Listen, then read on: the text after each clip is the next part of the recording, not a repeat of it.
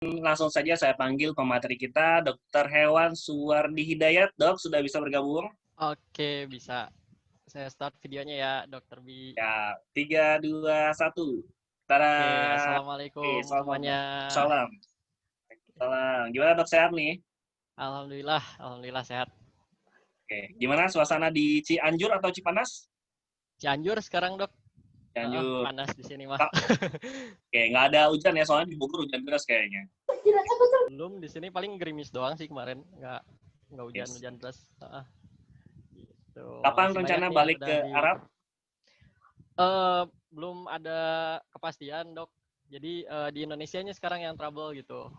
Jadi untuk perpanjangan visanya belum bisa karena PT-nya itu belum boleh ada aktivitas katanya itu. Jadi ya nunggu dulu.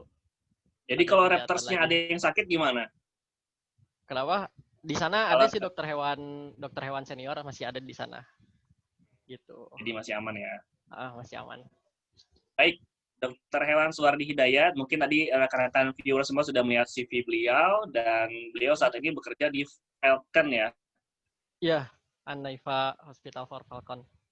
Oke, di Arab Saudi Arabia, dan karena adanya pandemi, beliau diminta untuk kembali dulu, dan mumpung lagi di sini, kita ajak untuk mengisi materi podcast dan Show. Ini terima kasih banyak nih Dokter Suwardi Hidayat. Oke, Dan sama-sama. Terima kasih juga. selama 30 menit ke depan, kami berikan waktunya untuk memberikan materinya. Silakan share screen, Dok. The time is yours now. Silakan. Oke, terima kasih atas kesempatannya, Dr. B. Ini saya langsung mulai saja untuk presentasinya. Nah, oke. Terima kasih kesempatannya untuk Dr. B The Vet Show atas kesempatan ini. Jadi stay at home saya lebih produktif untuk kali ini, bisa sharing bareng teman-teman, bareng kolega di sini. Jadi sharing pengalaman saat bekerja di Lovebird. Oke, untuk Lovebird mengapa disebut burung cinta atau lovebird itu?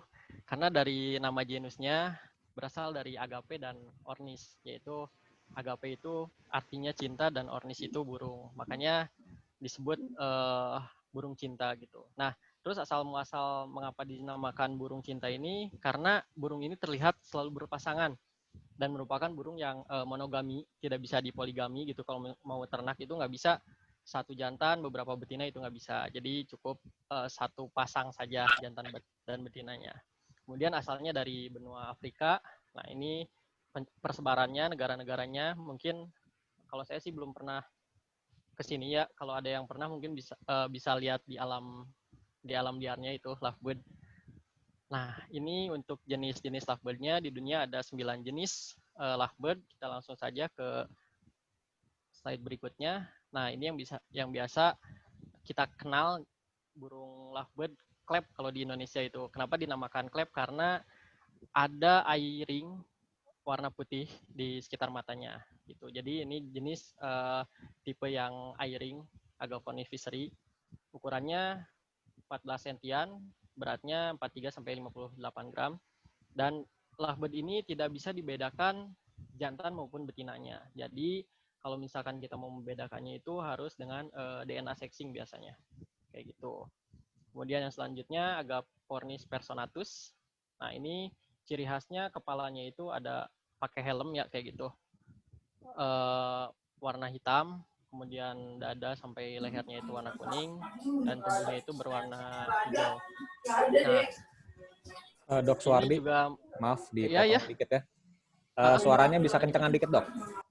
Oke. Ya, cek ada. Oke, segitu. Kenceng. Oke, siap.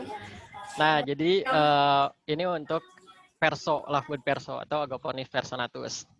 Nah, kemudian ini Roseichollis yang tadi masih sama tipe eye-ring juga. Nah, untuk lovebird Agapornis Roseichollis ini dia non-clap kalau di Indonesia disebutnya, yaitu di sininya nggak ada eye-ring, nggak ada lingkaran putihnya tadi. Jadi biasanya kalau kita di Indonesia itu disebut lovebird non-clap gitu. Nah, biasanya tuh mengarah pada jenis Roseichollis ini.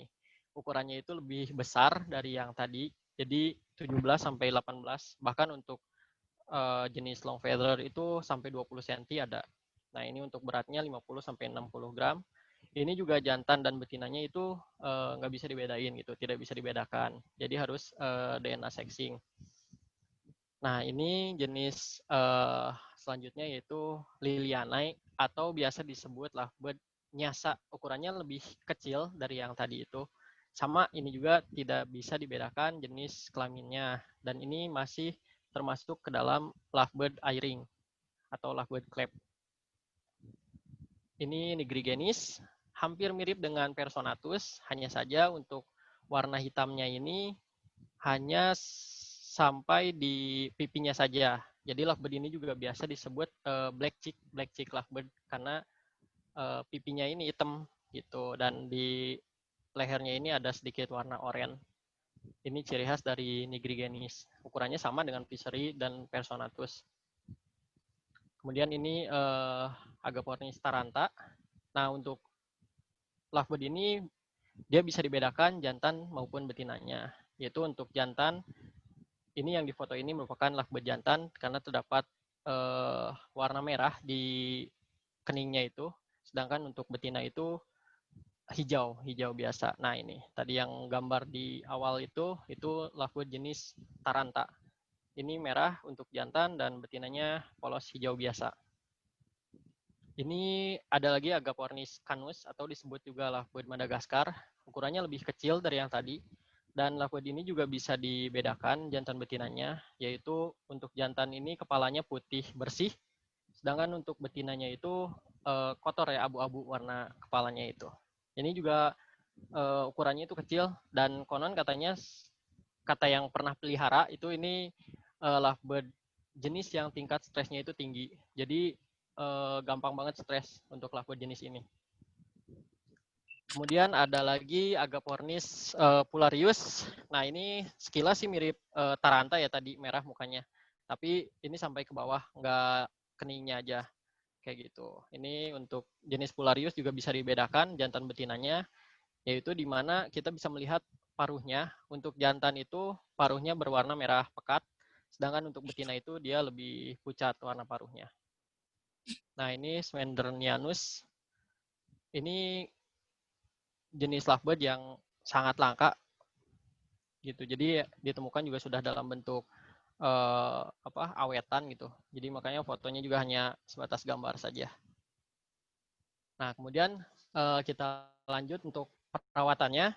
Perawatan sama halnya dengan burung-burung lain atau hewan lain, kita butuh mempersiapkan mengenai pakan, minum, vitamin, kemudian pengayaan atau enrichment, serta untuk manajemen breeding di sini kita butuh sarang atau biasa disebut di para peternak itu glodok burung gitu. Nah, untuk pakan, lovebird itu pakan utamanya biji-bijian, kemudian buah-buahan, serta sayur-sayuran. Tapi kadang mereka juga di alamnya itu memakan serangga seperti belalang, jangkrik, seperti itu. Kadang mereka juga makan untuk tambahan protein.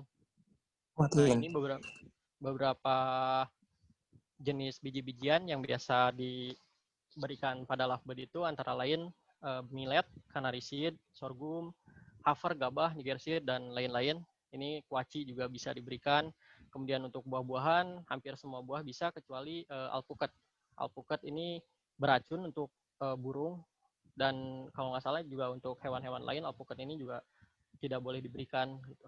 Nah, untuk sayuran, bisa diberikan sayuran hijau, boleh sayuran apa saja, kemudian wortel, tomat, dan lain-lain. Biasanya brokoli, jagung, dan banyak bahkan cabai pun bisa diberikan untuk tambahan nutrisi untuk lovebird.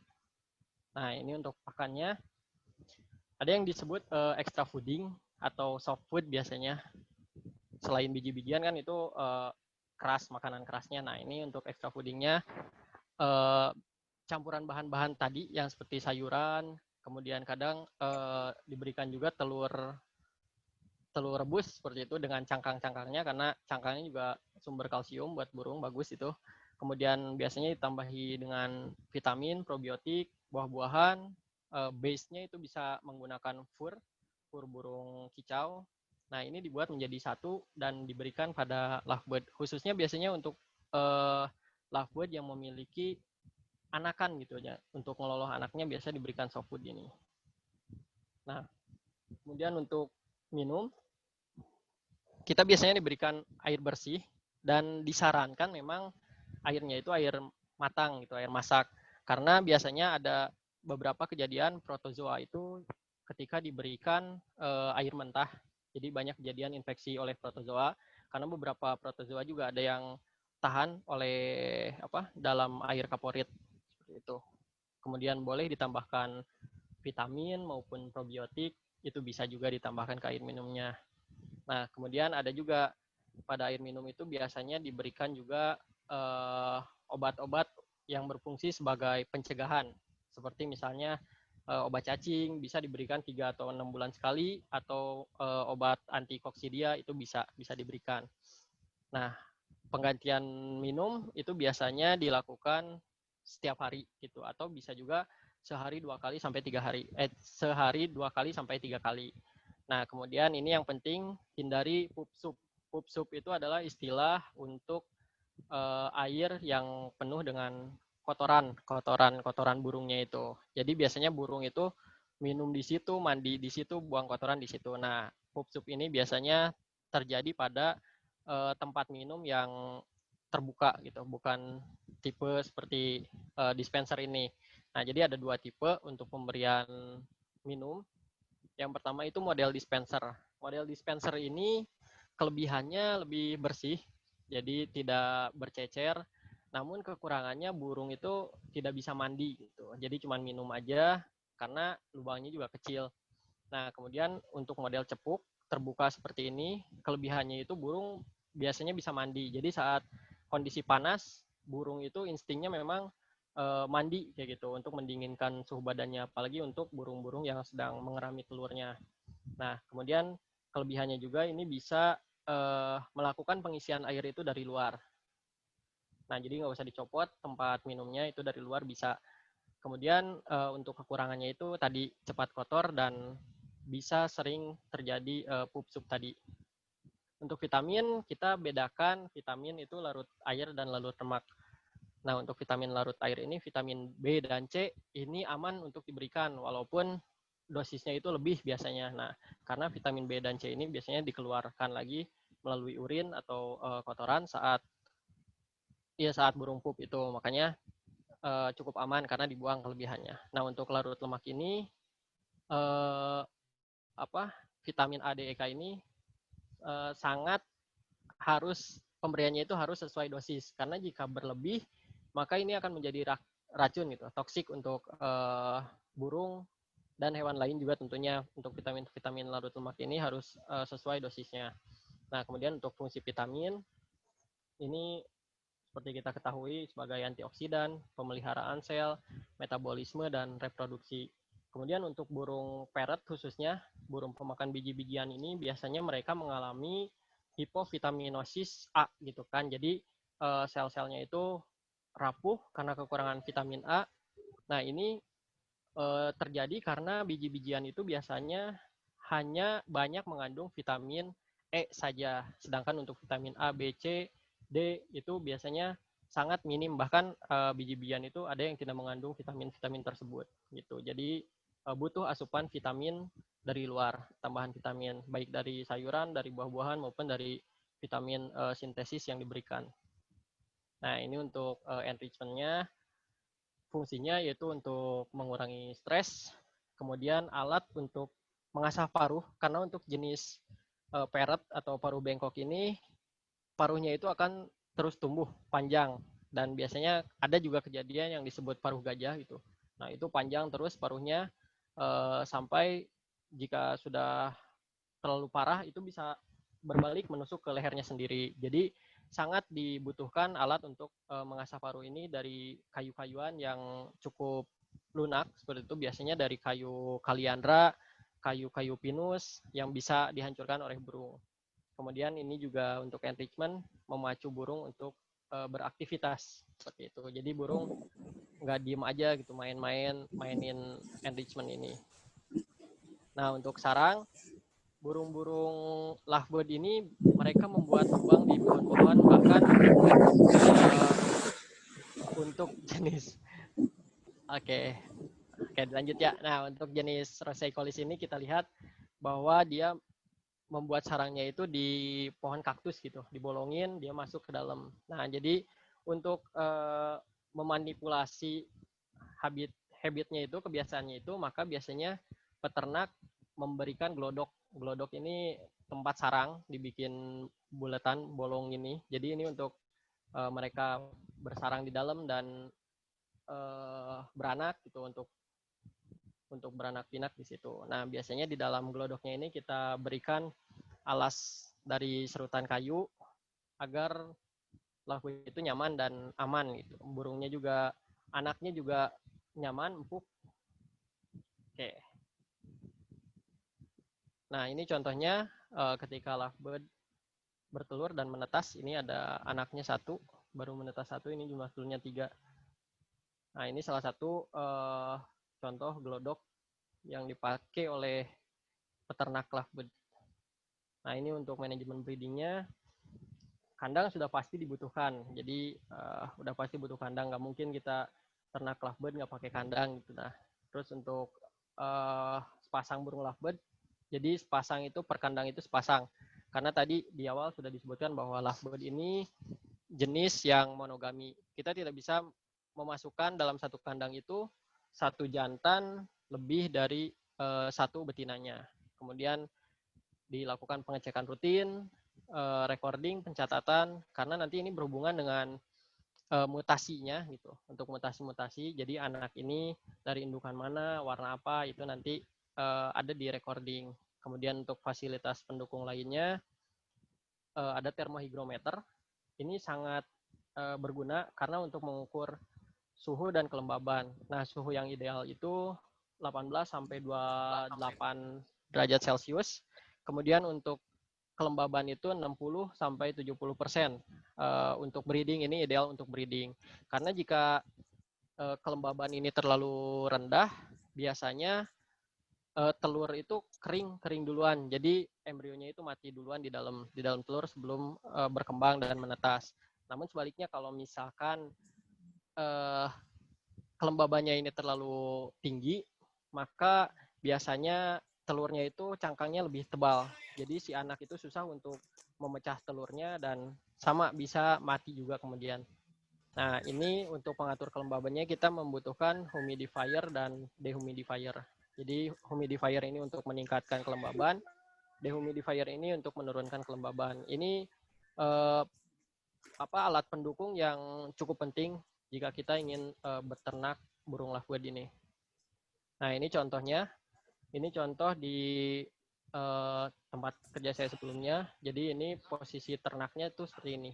Rak-rak berisi kandang ukuran 60 x 40 x 40 dan setiap kandangnya itu hanya terdiri dari 1 pasang lovebird saja.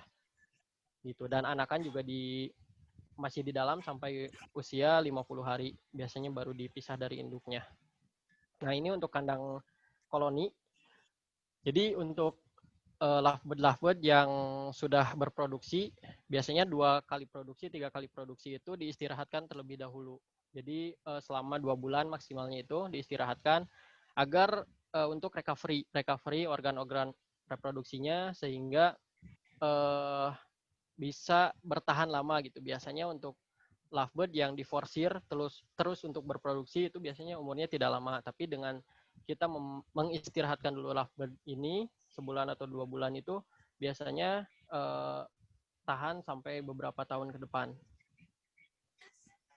Nah, ini yang digunakan oleh yang menjadi daya tarik gitu untuk para peternak lovebird itu adanya mutasi warna. Karena yang tadi di awal saya tunjukkan itu adalah wild type atau tipe liarnya, tipe di alamnya itu warnanya seperti itu. Nah, untuk mutasi warna ini jadi rekayasa genetika gitu. Jadi kita nanti ngawinin apa kali apa warnanya, nanti keluar warna apa. Jadi kita mencetak warna yang kita inginkan.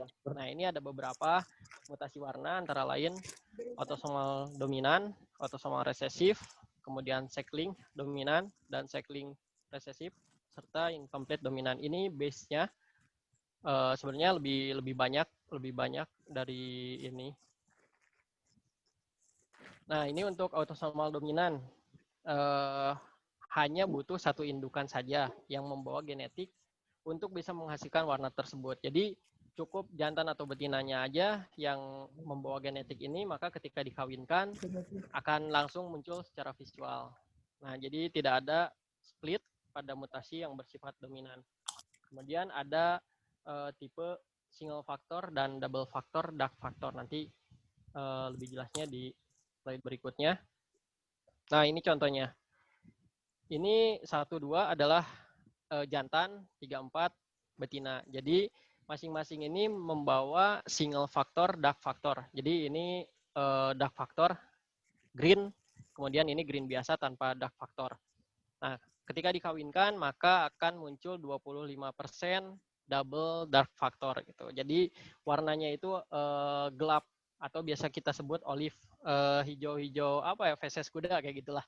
Nah, itu. Jadi warnanya olive, bukan hijau biasa. Nah, kemudian untuk single factor green 50%. Jadi ini single factor green, ini single factor green. Seperti yang ini sama single factor green. Jadi hijaunya itu seperti ini. Nah, kemudian 25% juga warnanya normal. Lebih muda dari yang tadi hijaunya itu. Nah, kemudian autosomal resesif ini butuh 2 indukan yang membawa genetik tersebut sehingga bisa muncul secara visual pada anakan. Jadi biru ini merupakan autosomal resesif. Nah, ada yang namanya split pada autosomal resesif ini.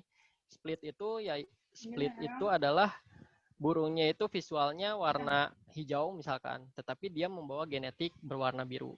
Jadi kita lihat contohnya. Nah, ini ketika jantan berwarna biru dikawinkan dengan betina berwarna hijau, maka 100% anakannya itu akan berwarna hijau, tetapi dia membawa genetik biru. Seperti itu. Jadi biasa kita sebut green split blue atau hijau split biru. Nah, penulisannya ini seperti ini, green garis miring biru. Maka sudah dipastikan jika hijaunya itu hijau misalkan wild type tadi tidak membawa genetik biru. Nah, ketika biru dikawinkan dengan warna wild type hijau tadi, maka 100% sudah pasti anakannya itu berwarna hijau. Tetapi ketika green split blue ini dikawinkan lagi, misalkan nanti dengan green split blue lagi, maka anakannya itu pasti ada yang berwarna biru. Seperti itu, karena dua-duanya membawa genetik biru, walaupun secara visual tidak keluar. Nah, ini cycling dominan. Untuk fotonya saya nggak bisa nunjukin karena pada lovebird itu tidak ada cycling dominan, tetapi adanya cycling incomplete dominan. Seperti itu. Jadi makanya di sini saya nggak dapat, tidak ada split pada mutasi ini juga karena dominan. Makanya walaupun membawa genetiknya itu satu, maka ini akan muncul secara visual. Nah, contohnya itu dominan yellow dan gray wing kalau pada lovebird. Kita lihat contohnya. Jadi ini belajar mutasi genetik lagi ya gitu. Nah, kalau nanti pusing bisa bertanya. Nah, ini untuk burung itu kebalikan dengan manusia. Kalau manusia perempuan itu XX, XX itu perempuan kalau genetik di manusia, dan XY itu laki-laki. Tapi kalau misalkan di burung lovebird ini dia kebalik. Untuk lovebird jantan itu membawa 2 kromosom X, sedangkan betina itu membawa 1 kromosom X. Sehingga pada jenis cycling incomplete dominan ini, cycling itu terpaut dengan kromosom X. Jadi genetik ini terpaut dengan kromosom X. Nah, ketika jantan double factor ini, visual gray, anggaplah visual dominan yellow tadi, yang secara visual muncul dikalikan dengan betina normal, warna hijau misalkan, nah maka 100% akan keluar berwarna kuning gitu. Jadi, nah sedangkan untuk jantan ini dia single factor warna kuningnya, single factor. Tapi untuk single factor ini juga sulit dibedakan. Tetapi untuk anakannya itu ketika jantan dikalikan dengan betina normal ini, dia akan 100% anakannya itu warna kuning. Nah, kemudian untuk single factor dari jantan yang tadi cycling dominan dikalikan dengan visual betina, sama cycling dominan juga ini. Nah, maka akan keluar jantan visual, kemudian betina juga ada yang visual dan ada yang normal. Mengapa normal? Karena salah satunya itu kromosomnya Y. Jadi tidak bisa membawa genetik dari incomplete dominan ini, cycling incomplete dominan ini. Makanya keluarnya itu bisa normal. Nah, kemudian ini lanjut.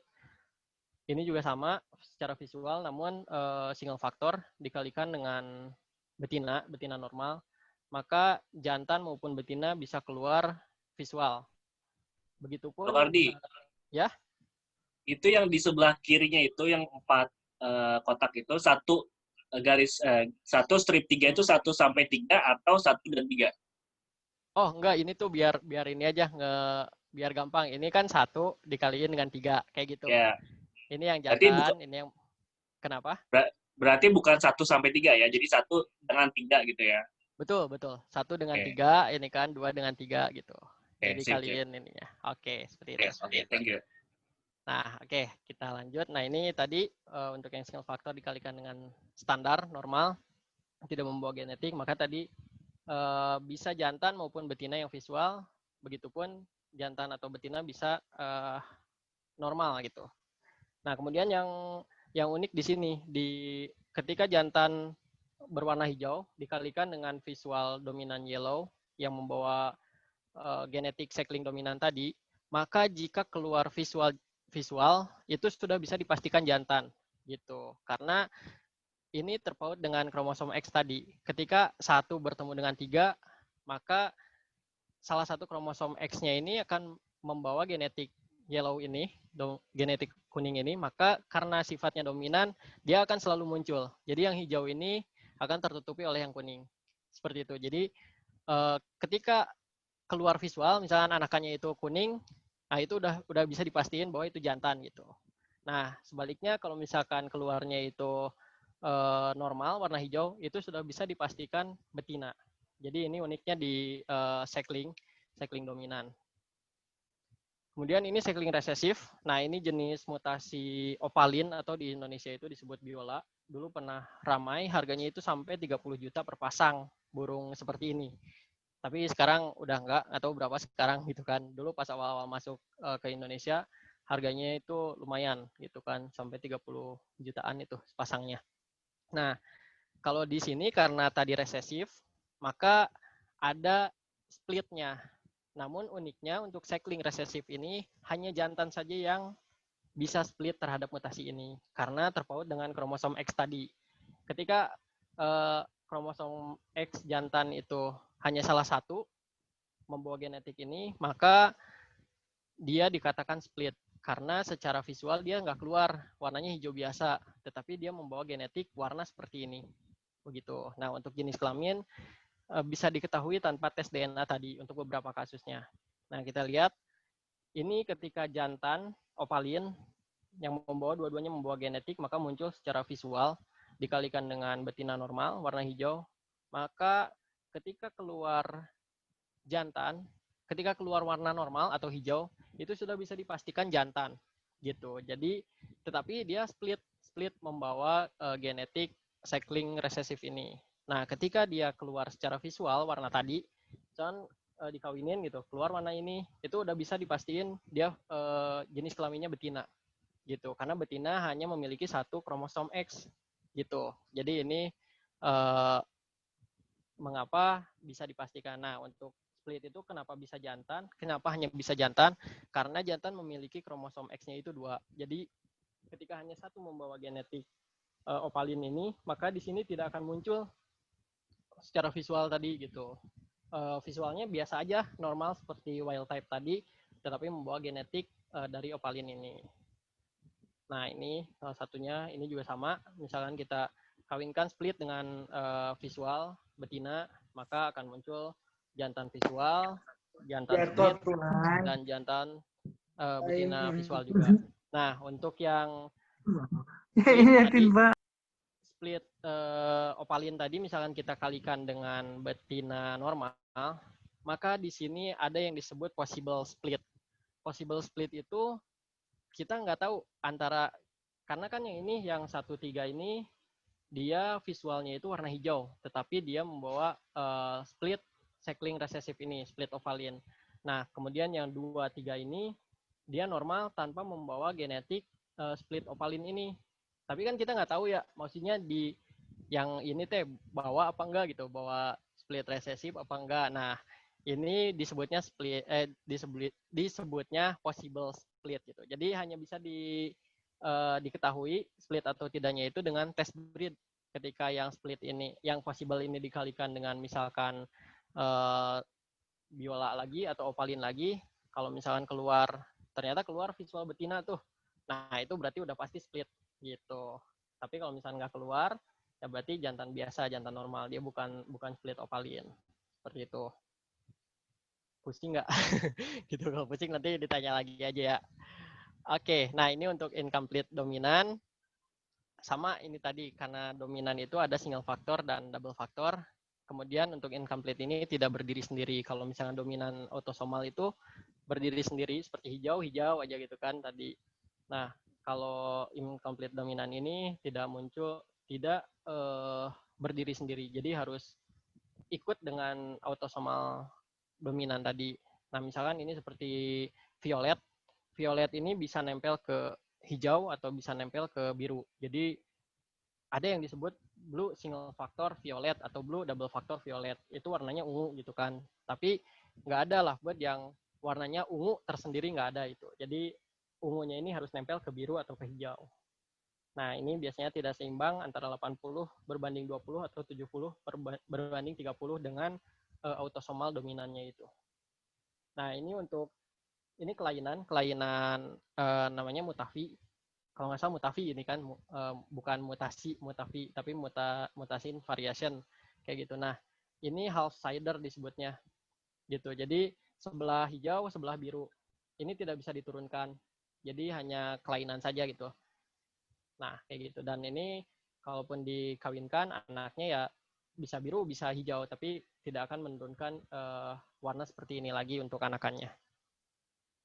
Nah, kemudian untuk manajemen kesehatannya, kita bisa mulai dengan pencegahan, terus kenali gejala awal penyakitnya, penanganan pertama, kemudian penanganan lanjutan bisa non-surgery atau surgery, bedah atau bukan.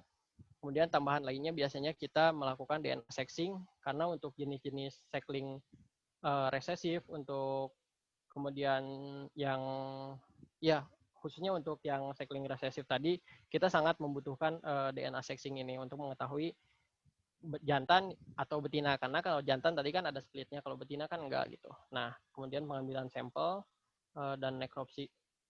Nah, ini untuk pencegahan biasa sama saja untuk di semua jenis hewan, yaitu menjaga kebersihan kandang, kemudian tempat pakan dan minum rutin dibersihkan, kemudian biasanya kita juga melakukan desinfeksi rutin, pemberian obat cacing biasa diberikan itu 3-6 bulan sekali.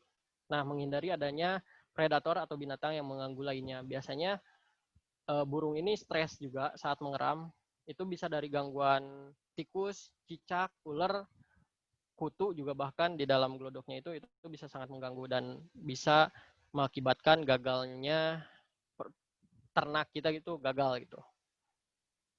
Nah, kemudian ini gejala awalnya, biasanya burung terlihat lemah, kemudian nafsu makan menurun. Nafsu makan menurun ini kita bisa cek di pakannya. Kalau misalkan kita berikan pakan 2 kali sehari, itu biasa kelihatan berkurang atau enggak gitu. Kalau misalkan masih, ya pas dilihat masih banyak, biasanya itu burungnya kurang makannya. Kemudian bulunya mengembang, bulu mengembang bahkan bisa disertai dengan gemeteran gitu. Nah, lalu sering tidur, membalikan kepalanya itu ke belakang, diumpetin gitu di sayapnya. Kadang juga kelihatan ada cairan dari hidung atau mata, kotoran cair dan berbau, baunya menyengat, bau busuk biasanya. Kemudian biasanya kalau udah lemes banget, dia tidak mau bertengger. Jadi di lantai kandang aja itu kalau misalkan burung udah lemes banget, biasanya diam di bawah aja, udah nggak bisa nengger. Nah, ini salah satu video gejala awal, biasanya disebut kalau di masyarakat itu snot. Jadi ini salah satu gejala awal burung mengalami snot.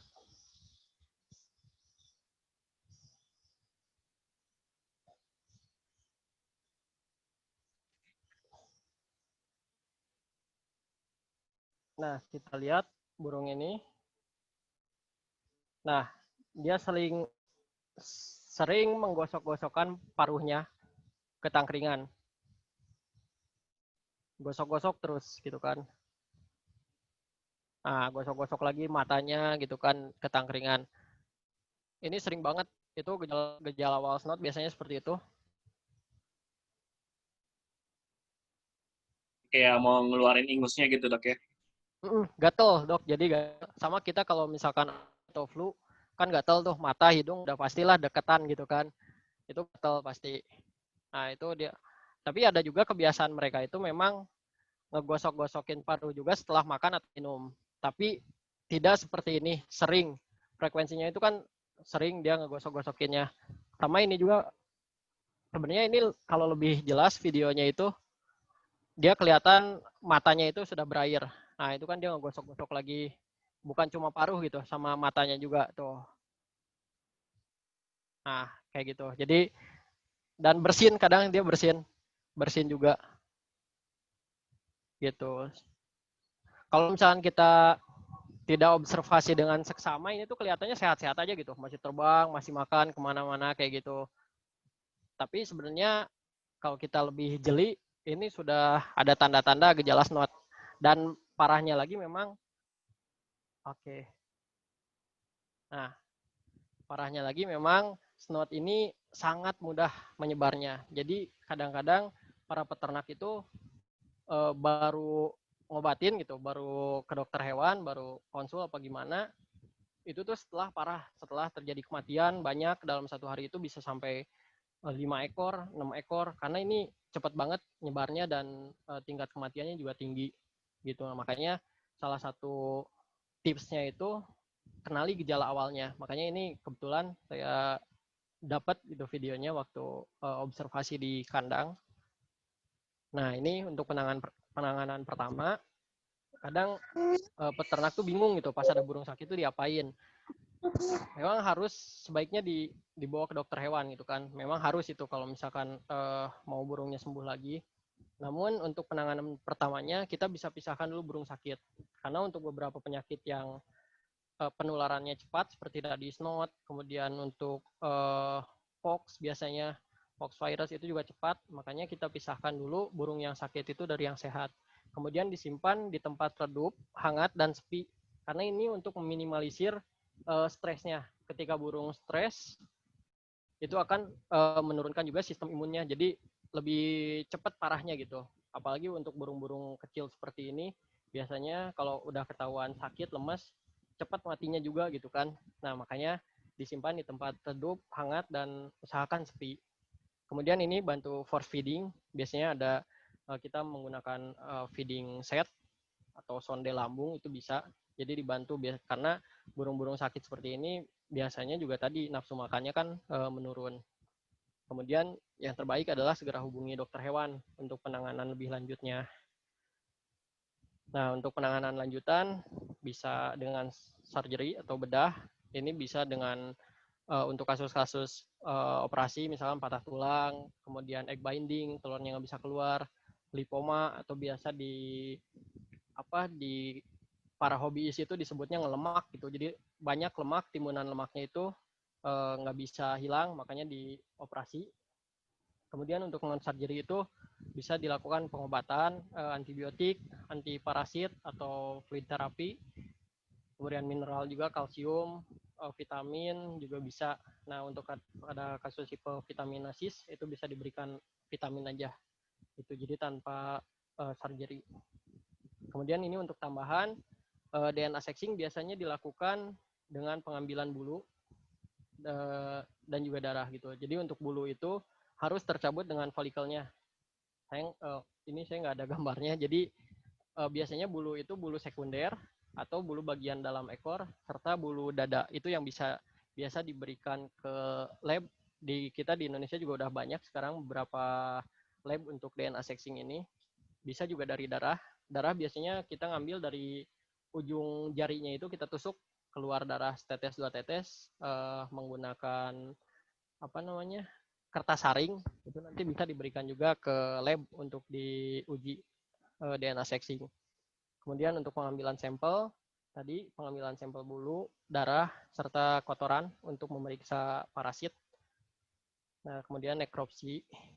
Ini salah satu pengambilan darah dari vena jugularis, karena untuk lovebird ini kecil, kalau misalkan ngambil darah dari sayap itu susah. Saya sih susah gitu kan, tapi mungkin dokter ada yang bisa gitu, pernah. Nah, jadi kalau saya ngambil darah dari vena jugularis, untuk burung itu vena jugularis kanan itu kan lebih besar. Jadi yang diambilnya itu dari vena jugularis kanannya itu. Kalau lovebird bisa dilakukan satu orang kok. Gitu. Ini tindakannya harus dilakukan oleh dokter hewan ya, Dok? Betul, betul. Ini oleh dokter hewan. Jadi Ini tidak sembarang orang gitu. jadi buat viewers yang bukan dokter hewan, sebaiknya tidak melakukan ini ya. Betul, betul. Dilarang keras karena kita juga ada undang-undangnya kan, Dok, untuk penganiayaan hewan gitu. Nah, Diambilnya itu. berapa banyak, Dok? Biasanya saya hanya mengambil 0,1 mili aja, Dok, 0,1 mili. Gitu. 0,1 mili cukup untuk ulas darah. Bisa kita mengecek parasit darah di situ, kemudian ngecek limfositnya. Bisa kan dari apa? Eosinofil kayak gitu, mana yang banyak, ini mengarahnya kemana, itu bisa gitu. Nah, ini untuk sampel feses.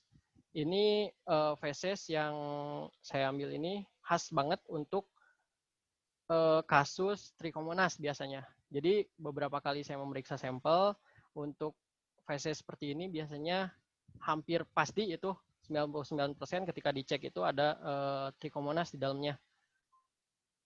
Gitu. Dan ini juga kalau dicium itu baunya menyengat sangat bau busuk gitu. Pokoknya kecium banget lah, beda. Ini untuk lovebird. Nah, ini untuk parasit ada parasitnya Emeria. Kemudian ini ada telur cacing juga.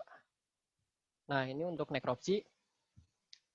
Ini mungkin nggak kebaca ya, tapi saya jelasin bahwa ini diambil dari anakan burung lovebird yang induknya itu tidak diberikan soft food tadi. Jadi induknya itu memberikan biji-bijian yang masih keras. Sedangkan anakan ini belum bisa mencerna biji-bijian, sehingga ngumpul di sini, nggak bisa turun ke proventriculusnya, ini di tembolok. Makanya akhirnya mati burungnya, kayak gitu. Jadi ini juga bisa kita ketahui bahwa kesalahan dari kiper biasanya, owner yang nggak ngasih soft food tadi, extra fooding tadi, sehingga kejadian ini bisa terjadi. Namun biasanya jarang sih ini. Kemudian ini gastroenteritis hemorrhagica. Ini ususnya udah hitam banget karena darah semua. Bisa karena protozoa maupun cacing. Ini saya nggak periksa waktu itu. Nah, kemudian ini ketika induk overbirahi, biasanya anakan dihajar dipatuk-patukin, dimatiin gitu kan. Nah, ketika anakan burung, hatinya itu belum terlindungi semua oleh tulang rusuknya ini.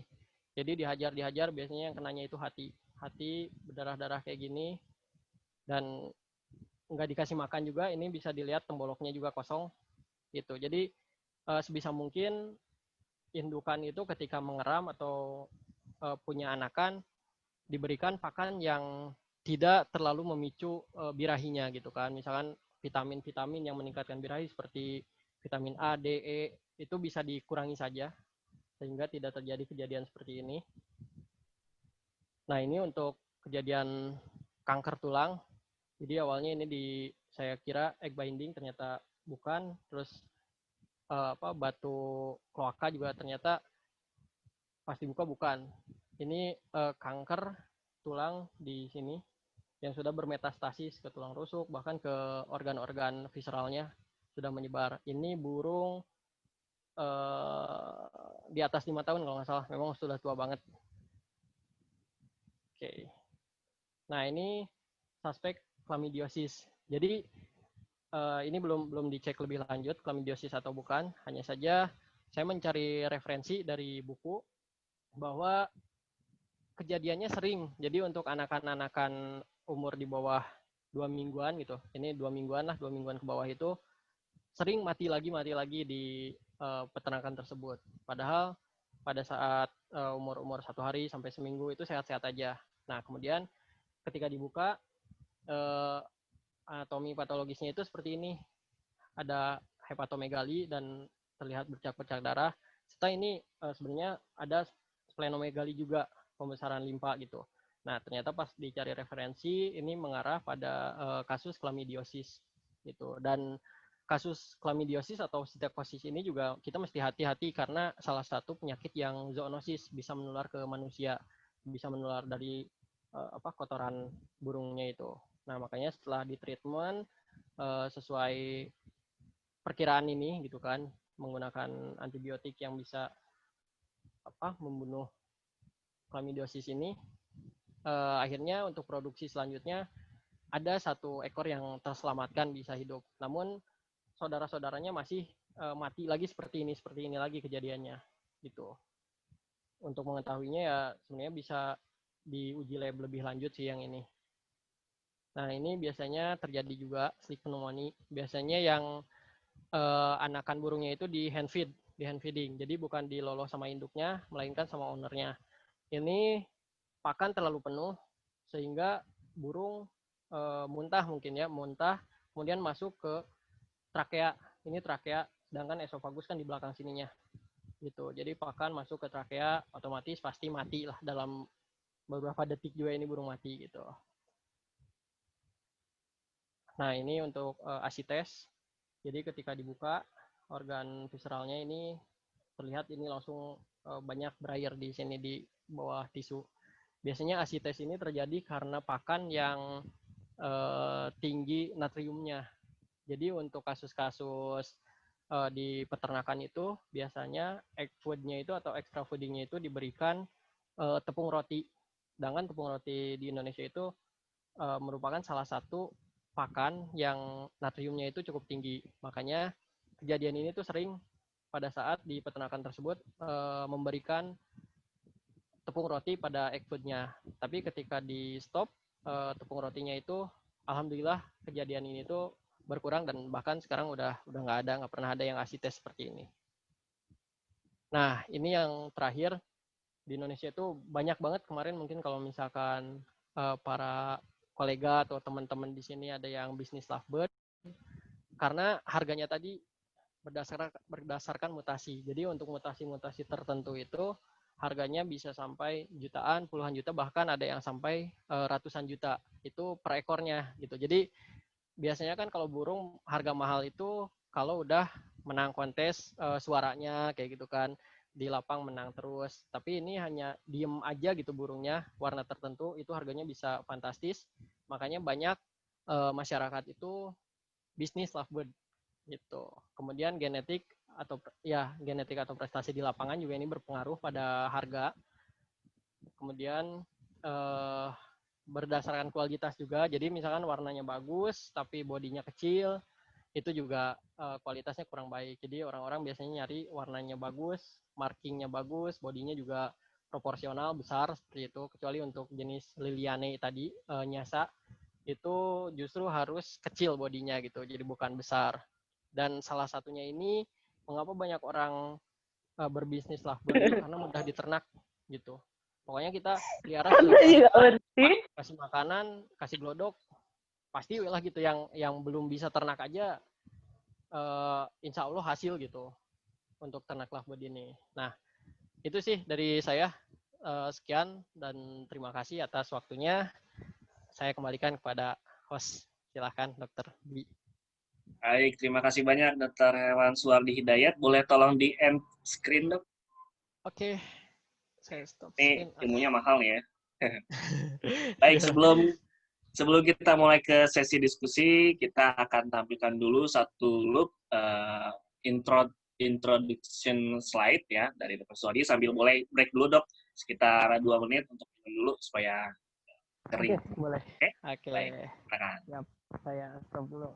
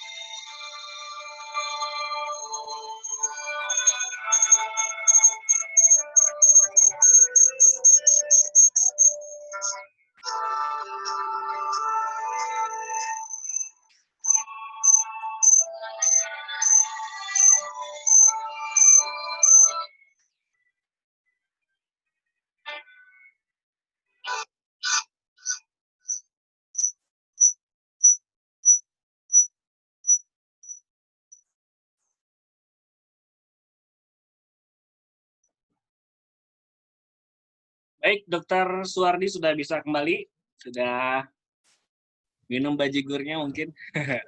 Oke, sudah Dok. Oke, sebelum kita masuki sesi diskusi, akan di-lead oleh Dokter Hewan Dermawan Saputra. Kalau saya, Dok Putra, sudah ready? Oke, ready ya.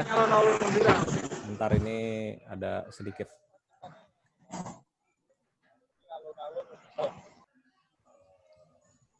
Oke. Dokter, ya. Sebelumnya saya nanti dari pertanyaan yang di-lead oleh Dokter Putra, pilih satu penanya terbaik untuk mendapatkan hadiah dari Acukvet. Oke. Thank you, Dokter Putra, silakan. Oke. Ya, ini kan ada yang present ya. Untuk Dokter Denny Fitriana, boleh pertanyaannya diketik saja di kolom chat. Nanti akan kita tanyakan langsung ke Dokter Suwardi ya.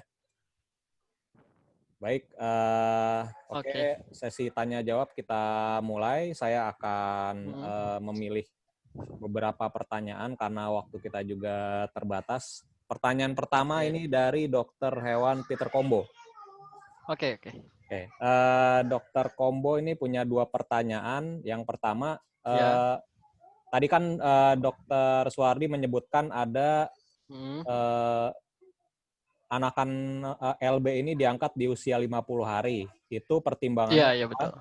Kemudian pertanyaan kedua itu, untuk kasus SNOT, pilihan pengobatan yang efektif apa, Dok? Kalau menurut Dok.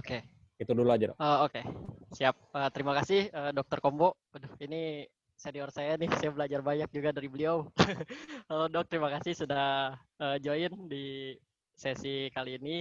Jadi pertimbangannya untuk pengangkatan lovebird umur 50 hari itu karena pada umur segitu burung sudah bisa makan bijian sendiri, Dok, gitu. Jadi sebelum umur 50 hari, biasanya kan 7 minggu, 49, 50 harian itu, burung masih diloloh sama induknya.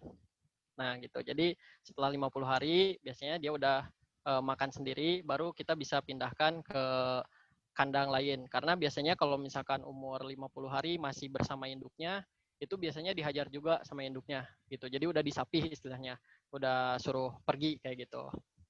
Nah, kemudian untuk tadi pengobatan SNOT, kalau saya pengobatan SNOT itu biasanya menggunakan enrofloxacin, Dok, gitu. Jadi enrofloxacin dan obat mata karena banyak orang itu biasanya menggunakan obat mata saja. Karena yang dilihat untuk kasus SNOT ini kan di matanya berair, kemudian bersin-bersin seperti itu. Sedangkan penyakit yang di dalamnya itu di saluran pernafasannya itu malah tidak diobati.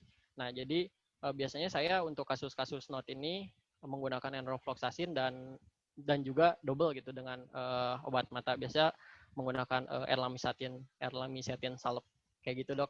Kalau yang ya pengalaman saya gitu di penangkaran lovebird itu, dan alhamdulillah banyak yang sembuh. Pernah kasus sampai 14 ekor terkena SNOT semua, anakan satu kandang, itu alhamdulillah hidup semua dengan treatment seperti itu. Dan biasanya enrofloxacin juga saya berikan 7 hari, Dok, 7 hari berturut-turut. Kalau untuk salep matanya itu sampai sembuh. Seperti itu, Dok. Mungkin cukup apa? Oke, sementara cukup dulu ya. Dokter Kombo juga sudah cukup puas dengan jawabannya. Kita ke pertanyaan kedua. Pertanyaan kedua ini dari Dokter Ika Prihantini. Jadi pertanyaannya, faktor apa saja yang menyebabkan burung susah bertelur dan kemudian terapinya bagaimana, Dok? Oke. Nah, jadi untuk bertelur ini kita harus pastikan bahwa yang pertama itu kita harus pastikan bahwa lovebird itu adalah betina. Jadi kadang ada orang memelihara lovebird itu 2 ekor. Anggaplah sepasang katanya gitu kan. Kelihatan kawin itu kelihatan. Tapi ternyata nggak bertelur. Nah, ternyata 2 lovebird itu jantan dua-duanya. Karena perilaku kawin ini juga bisa dilakukan oleh jantan dua-duanya gitu. Karena saking nggak adanya menurutnya gitu. Ya dihajar aja gitu. Jadi yang ada antara jantan dengan jantan itu bisa sering-sering terjadi itu. Seperti itu. Nah, kemudian untuk faktor lain selain itu, kita harus memperhatikan juga nutrisi yang dibutuhkan oleh lovebird. Karena untuk pembentukan telur itu kita butuh protein, lemak, kalsium. Nah, kita perhatikan saja bahwa apakah kalsiumnya sudah terpenuhi atau proteinnya sudah terpenuhi atau misalkan lemaknya sudah terpenuhi. Biasanya nutrisinya juga berpengaruh. Terus kalau misalkan ternyata burungnya ini betina, kemudian nutrisi tercukupi, nah bisa jadi ada penyakit yang tidak kita ketahui. Karena saya pernah mengalami bahwa sudah bertahun-tahun burung itu di penangkaran, burungnya betina. Nah, ternyata sampai burung itu mati, dia tidak pernah bertelur. Gitu kan. Tapi secara DNA seking dia betina. Nah, ketika dinekropsi, ternyata dia mengalami ovaritis gitu. Jadi ovariumnya memang sudah rusak, sudah tidak berkembang. Jadi itu memang cukup sulit sih untuk mendeteksinya. Jadi kalau mau sih memang di USG gitu. Jadi kita bisa melihat pertumbuhan folikel di ovariumnya, tapi ya jarang sih itu yang sampai ke situ. Tapi kalau misalkan mau ya bisa. Nah, itu mungkin beberapa dari faktor-faktornya kenapa lovebird itu biasanya nggak bertelur gitu. Jadi ya gimana dok, cukup? Oke, cukup dulu ya, ini kita lanjutkan ke pertanyaan berikutnya. Saya lihat dulu. Oke.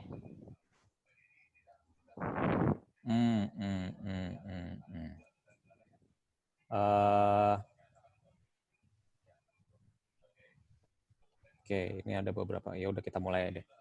Dari Dr. Rio Aditya, ini dia pertanyaannya, apakah wajar untuk lovebird, untuk burung betina secara umum yang nggak berpasangan itu dia bertelur? Itu aja dok. Oh oke.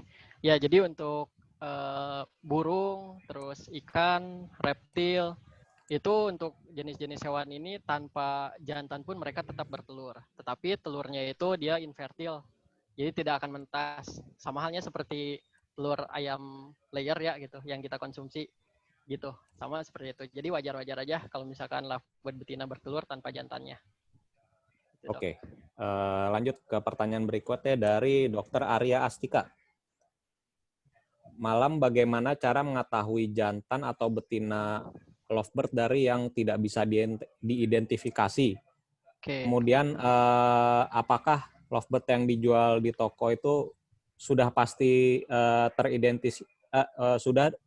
sudah ketahuan jantan atau betina gitu dok? Dan bagaimana cara kita cara bukti dari penjual itu untuk membuktikan bahwa ini jantan atau betina itu gimana dok? Oh gitu. Ya, jadi untuk membedakan jenis jantan betinanya, kita bisa melihat tadi dari DNA sexing, bisa dari bulu, bisa dari darah. Nah, biasanya untuk peternak-peternak, kan lovebird ada identitasnya gitu, identitas peternaknya itu biasanya dari ringnya. Misalkan ring si A, ring si B, itu tuh macam-macam. Kita bisa tahu, oh ternyata ring ini peternaknya ini. Nah, untuk beberapa peternak itu biasanya menyertakan sertifikat DNA-nya untuk burung-burung yang memang dites DNA sexing. Tapi ada juga yang nggak di DNA sexing. Kemudian ada hal yang bisa kita lihat juga pada saat burung masuk masa birahinya. Biasanya burung 6 bulan, 7 bulan itu biasanya udah birahi. Jadi untuk jantan itu kalau birahi dia bunyi cek cek cek cek sambil garuk-garuk paruh. Nah, itu biasanya jantan seperti itu sambil manggut-manggut kayak gitu. Manggut-manggut seperti mau ngasih makan pasangannya. Biasanya jantan seperti itu. Nah, untuk betina biasanya ngapal, disebutnya ngapal. Jadi posisinya itu seperti pesawat terbang gitu.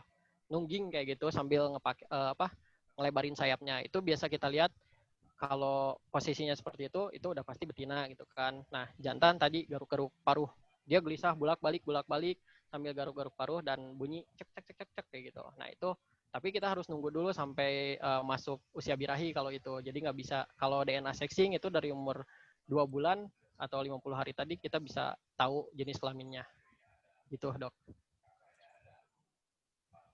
Oke, pertanyaan berikutnya ini dari Dr. Safira Marta. Ini ada beberapa Dr. Safira ini pernah melihat di beberapa breeding lovebird itu ada beberapa burung yang obesitas. Untuk mengatasi burung obesitas ini ada pakan khususnya nggak dok? Seperti itu. Oke, jadi selama saya kerja itu banyak juga kasus-kasus ngelemak gitu ya, yang obesitas. Biasanya kita pindahin ke kandang kapsul, kandang buat gantangan, buat lomba kicau. Kita pisahin sendiri, kemudian treatmentnya itu kita kasih makan setengah porsi gitu, setengah porsi sehari, setengah porsi sehari. Biasanya kita misalkan full, kita kasih setengahnya. Nah, terus aja kayak gitu. Dan biasanya kita juga selingi dengan vitamin, multivitamin, karena pakannya kan berkurang. Kita supply juga vitaminnya. Seperti itu. Biasanya 2 minggu, sebulan, itu kondisinya udah balik lagi normal. Hanya saja untuk beberapa kasus, biasanya betina yang lemak kayak gini, karena pada saat di ternakan, betina itu sering dikasih makan oleh jantannya gitu. Jadi nerima aja terus, makanya itu yang bikin gendut, bikin ngelemak, bikin obesitas itu seperti itu. Jadi kalau kita pisahin sendiri ya nggak ada yang ngasih makan itu jantannya. Gitu, Dok. Next question ya. Dari Dokter Hewan Risti. Ini untuk vitamin oral dan obat cacing yang bagus untuk lovebird itu apa, Dok? Kalau ini yang saya gunakan kemarin itu untuk vitamin bebas sih, asal dosisnya aja tepat gitu. Vitamin A, B, C, D, E, K itu jarang diberikan. Nah gitu, jadi yang penting itu A, B, C, D, E. Nah, jadi itu bebas, vitaminnya apa aja, multivitamin boleh apa aja. Bisa untuk yang biasa diberikan untuk ayam juga sama, asal dosisnya kita hitung ulang. Seperti itu. Nah, untuk tadi obat cacing, saya menggunakan albendazole, Dok. Oke, udah cukup ya? Oke, kita lanjut ke pertanyaan berikutnya. Ini dari Dokter Hewan Elvi. Jadi pertanyaannya, bagaimana metode atau prosedur terbaik untuk mengistirahatkan 2 bulan untuk perbaikan organ reproduksi pada lovebird yang digunakan untuk breeding? Apakah penghitungannya itu setelah menetas atau setelah anakan diambil? Gitu, Dok. Oh, ya. Jadi penghitungannya itu dimulai setelah anakan diambil, Dok. Gitu. Karena kalau misalkan anakan masih membutuhkan induknya, itu nanti kalau induknya dicabut, anaknya nggak ada yang ngasih makan gitu. Kecuali memang anaknya itu kita ambil untuk hand feeding. Jadi kita yang ngasih makan. Itu boleh langsung dimasukkan ke kandang koloni. Nah, jadi untuk istirahat itu, karena tadi kan di kandang koloni itu banyak burungnya. Biasanya kita melakukan pencatatan juga, Dok. Jadi burung masing-masing punya identitasnya. Jadi misalkan ring 1, 2, 3 masuk ke kandang koloni tanggal berapa gitu kan, pasangannya yang mana itu ada gitu. Jadi nanti saat selesai 2 bulan balik lagi ke kandang produksi itu nggak akan tertukar pasangannya. Jadi tetap itu juga. Kalau misalkan tertukar itu repot lagi ngejodohinnya gitu. Oke. Kemudian berikutnya dari Dokter Hewan Budi Winanti. Bagaimana cara melatih sifat keindukan dari lovebird ini, karena dia ada kasus sudah 2 kali bertelur, menetas, tapi anaknya selalu mati, Dok. Atau ada masalah lain di balik itu gitu? Ya, itu aja. Nah, ya. Jadi untuk beberapa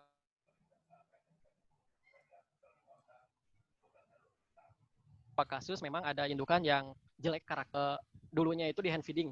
Kadang ada yang seperti itu, Dok. Jadi dulunya pas dia kecil itu di hand feeding sama manusia, besar seperti itu, jadi indukan dia belum terbiasa gitu untuk merawat anakannya. Tapi kasus ini pun kadang jarang gitu, karena insting burung itu ya memang secara alamiahnya dia akan meloloh anaknya. Nah, kemudian bisa juga dari faktor lain. Kita harus cari tahu juga itu, tadi kan bisa dinekropsi, Dok. Jadi anakan ini matinya kenapa? Dihajarkah atau penyakitkah, atau misalkan gangguan serangga, biasanya kutu di alas gelodok itu banyak kutu-kutu, banyak yang nyerap darah juga, itu bisa juga. Jadi kita mesti cari tahu juga penyebab kematiannya itu apa gitu, Dok. Kecuali kalau misalkan memang nggak dikasih makan sama induknya kayak gitu. Oke. Kita lanjut lagi ya. Nih banyak nih, soalnya materinya cetar ya. Oke. Banyak. Dokter Dewi NF ini Pertanyaannya bagaimana cara mengatasi stres pada burung ketika menempati tempat baru atau misalkan kita baru beli, Dok? Oh, oke. Nah, jadi untuk handling pertama kali lovebird datang itu kita biasanya tergantung. Ada dua, misalkan burung masuk kandang kapsul ya, kandang gantangan itu. Nah, kandang yang buat lomba itu bisa kita tutupi 3/4-nya, 3/4 kelilingnya maksudnya. Jadi lovebird itu hanya bisa melihat ke depan aja.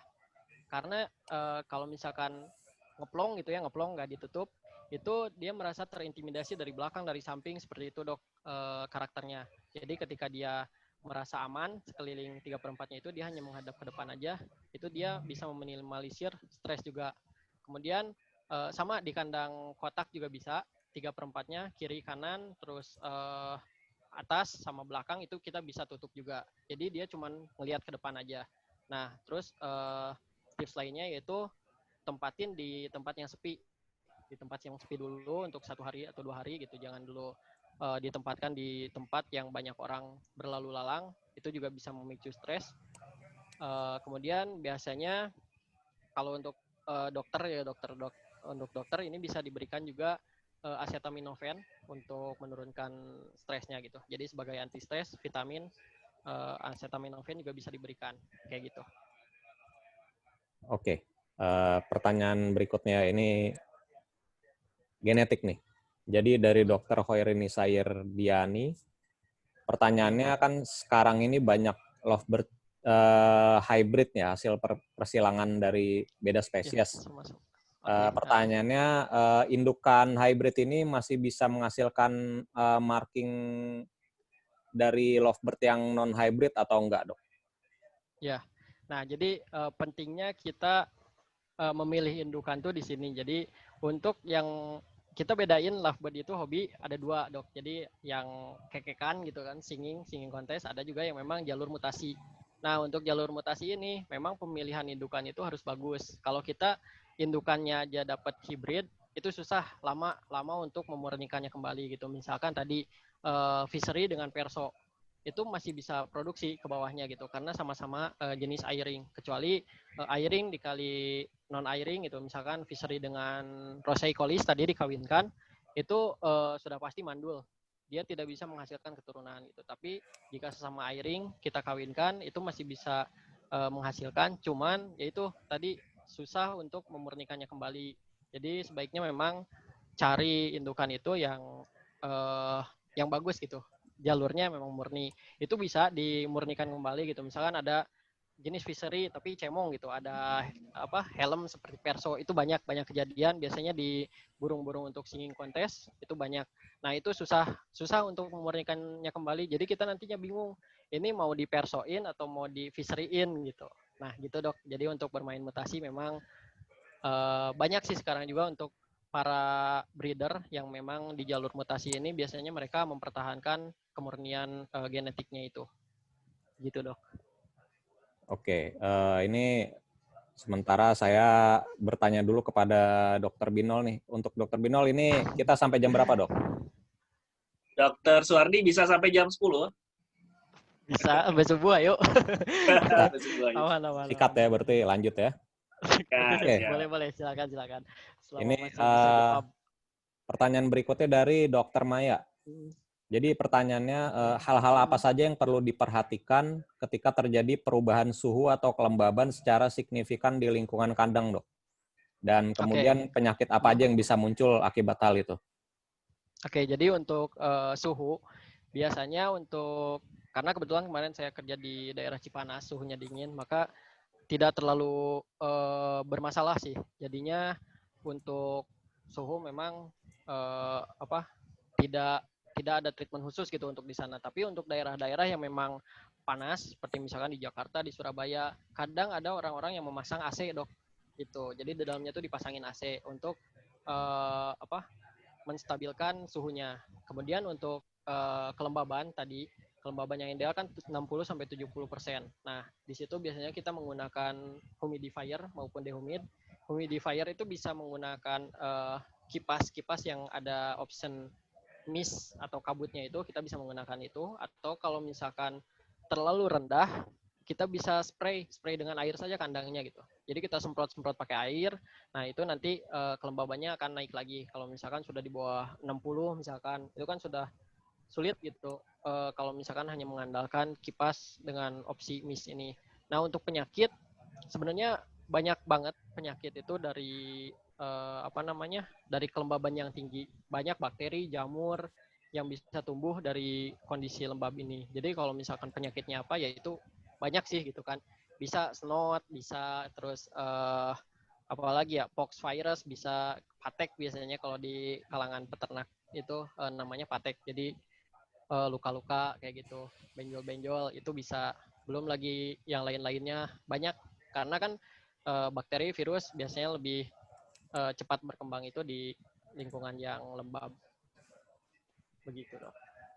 Oke, pertanyaan berikutnya ya dari Dokter Hewan Nora Agustina. Ini umur berapa lovebird dewasa kelamin dan sampai usia berapa dia masih bisa berproduksi, dok?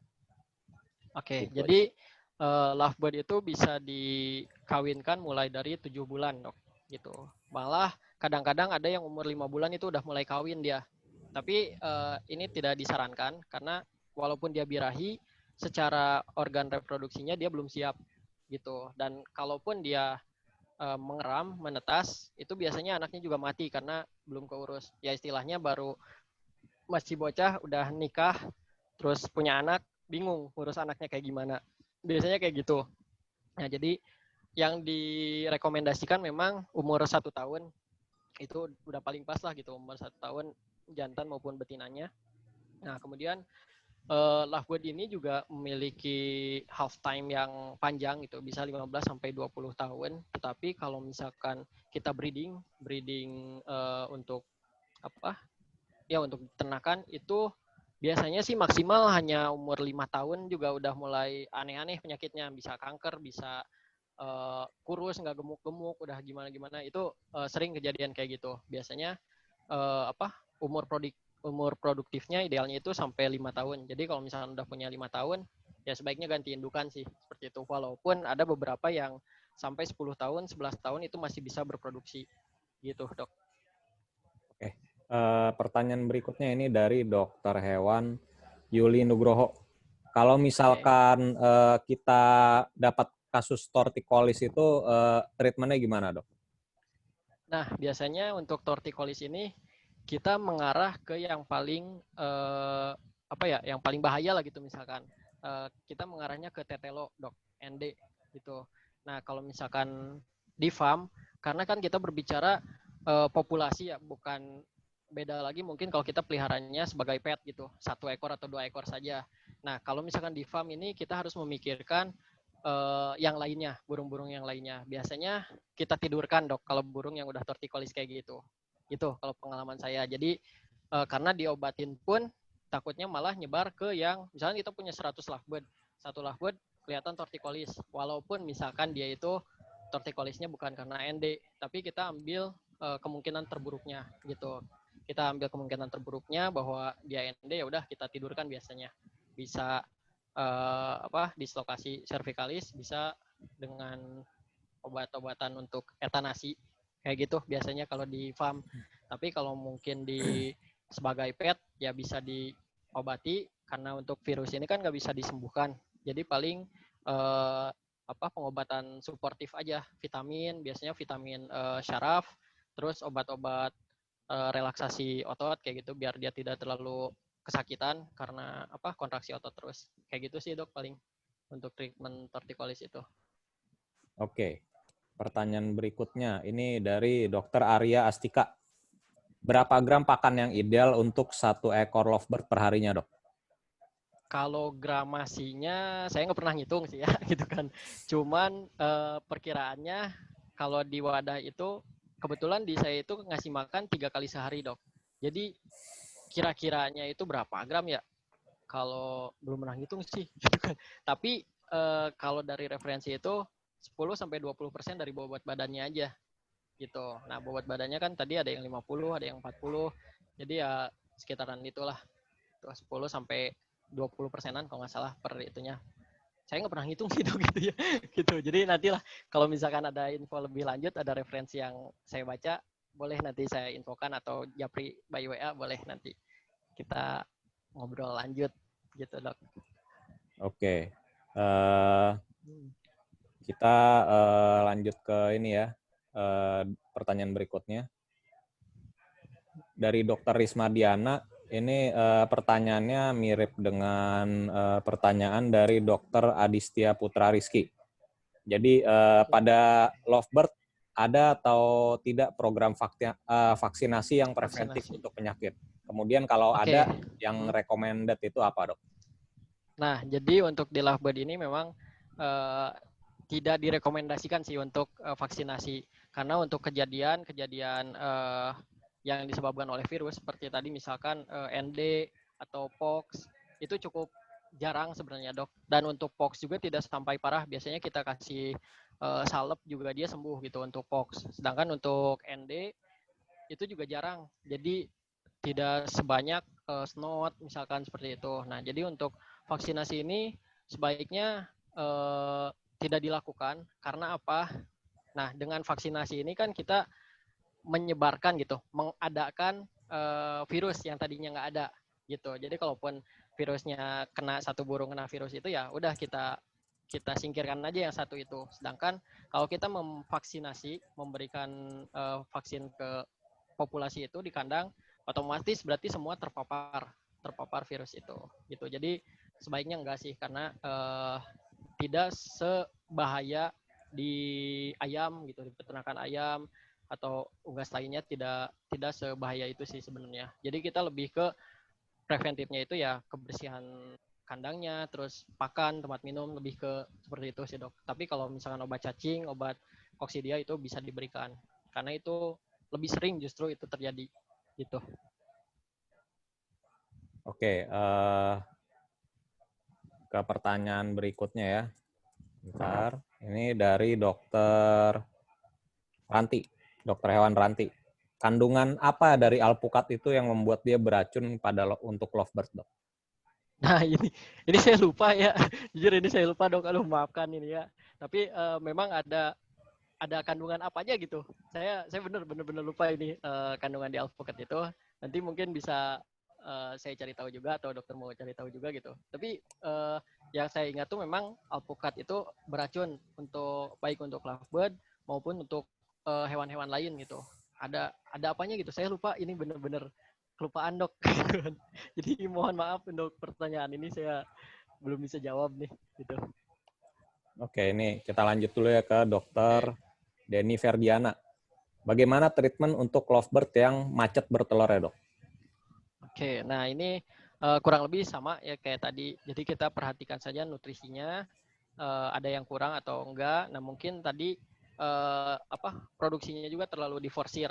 Jadi perlunya juga istirahat produksi itu perlu. Maka dicoba saja untuk diistirahatkan, berikan nutrisi yang baik. Kemudian setelah 2 bulan nanti dicoba lagi aja produksi gitu. Apakah nanti dia produksi lagi atau enggak? Kalau misalnya enggak, nah bisa jadi tadi faktor infeksi atau peradangan di ovariumnya seperti itu. Nah ini yang cukup sulit untuk diketahui sih dok gitu.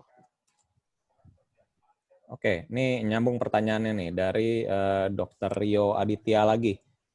Tadi kan untuk lovebird yang macet itu sarannya diistirahatkan ya. Kemudian kalau misalkan kita mau mengistirahatkan pasangan lovebird ini caranya gimana gitu agar dia nggak stres, karena kan kalau kita pisah takutnya dia stres gitu, dok. Oh gitu. Nah jadi untuk istirahat ini sebenarnya pasangan itu juga nggak apa-apa gitu, atau di dalam kandang itu juga nggak apa-apa, tapi glodoknya dicabut gitu. Nah jadi ketika glodok ini nggak ada, tempat sarang ini nggak ada, burung itu secara alami dia tidak akan bertelur dok. Walaupun beberapa kasus itu ada yang bertelur terus pecah ke bawah gitu ada, tapi sangat jarang gitu. Makanya nggak masalah dia diistirahatkan bersama pasangannya juga kayak gitu di tempat yang lebih besar biar terbang juga lebih bebas, terus kita nutrisinya penuhi. Jadi ya tadi nggak masalah sih gitu, asal nggak ada sarang aja gitu. Oke, pertanyaan berikutnya ya. dari Dr. Mamdukah Maharani. Untuk lovebird ini sendiri bagaimana cara terapi cairannya, kemudian metode prosedur terbaik untuk bedah pada lovebird ini gimana, Dok? Mungkin maksudnya metode ini apa, obat biusnya apa gitu? Dan caranya apa? Apakah ada preparasi lain, misalkan mesti dikasih apa, dihangatkan atau pasang infus atau gimana gitu, Dok? Iya.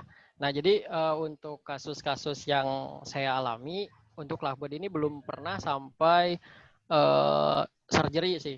Hanya paling untuk bedah itu paling yang luka gitu kan, yang kecil-kecil, belum sampai pernah ada yang patah kaki. Nah, jadi tadi menjawab pertanyaan untuk fluid terapi itu biasanya saya melakukan fluid terapinya itu subkutan, Dok, gitu. Jadi nggak apa, bisa pernah juga via apa namanya, vena jugularis, tapi tidak disarankan sih sebenarnya. Jadi lebih aman itu memang subkutan, dan kebanyakan justru lebih cepat pulih itu dengan subkutan karena mungkin lebih minim sakit dibanding dengan apa tadi vena jugularis itu.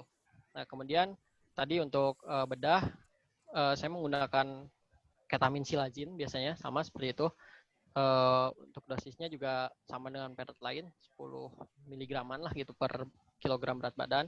Nah, jadi untuk apa penghangatan itu ya bisa menggunakan apa air hangat di glove kayak gitu karena kan kecil ya itu. Nah, jadi untuk fluid terapi tadi bisa langsung aja, nggak apa-apa, nggak masalah gitu. Dan beberapa kali treatment fluid terapi ini memang cepat untuk lovebird karena ukurannya juga kecil, metabolismenya juga lebih cepat. Rata-rata lovebird yang sudah lemes banget dikasih NaCl fisiologis misalkan atau apa gula gitu kan. Nah, secara subkutan saja nggak nyampe sehari, biasanya pagi dikasih, sore itu biasanya sehat lagi kayak gitu, Dok. Oke, lanjut ya. Pertanyaan dari Dr. Nur Fitriah Abidin. Ini pertanyaannya, bagaimana cara membuat lovebird ini suaranya kuat dan bagus? Apakah dengan membuat kandang umbaran yang besar itu dia efektif? Kemudian untuk kicauannya ini sendiri, apakah ada vitamin yang bisa membantu untuk meningkatkan kualitas kicauan ini, Dok? Betul. Nah, jadi ini memang pertanyaan yang paling sering, Dok, ditanyain gitu. Gimana biar ngekeknya panjang, gimana biar konslet katanya kan gitu. Nah, ini jadi perlu diperhatikan bahwa pertama itu ada genetik. Genetik misalkan induknya itu bagus.